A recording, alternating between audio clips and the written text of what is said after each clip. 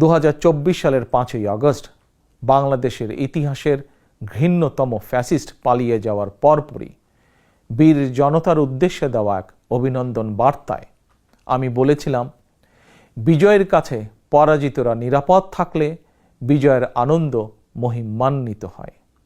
সেটি পুনরায় স্মরণ করিয়ে দিয়ে দেশের গণতান্ত্রিকামী জনগণের প্রতি আমার আহ্বান, কেউ আইন নিজের হাতে তুলে নেবেন না, মব ভায়োলেন্সকে উৎসাহিত করবেন না, নারীর প্রতি সহিংস আচরণ করবেন না, অন্যের স্বাধীনতার প্রতি শ্রদ্ধাশীল থাকুন।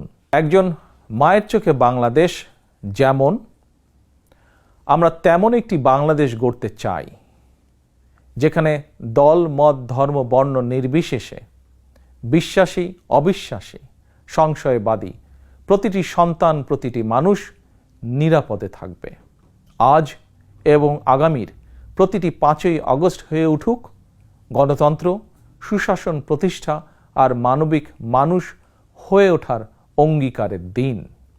এই সুমহান অঙ্গীকার বাস্তবায়নের দীর্ঘ যাত্রায় আমি এবং আমার দল বিএনপি দেশের সকল গণতান্ত্রিকামী জনগণের সমর্থন এবং সহযোগিতা আশা করছি।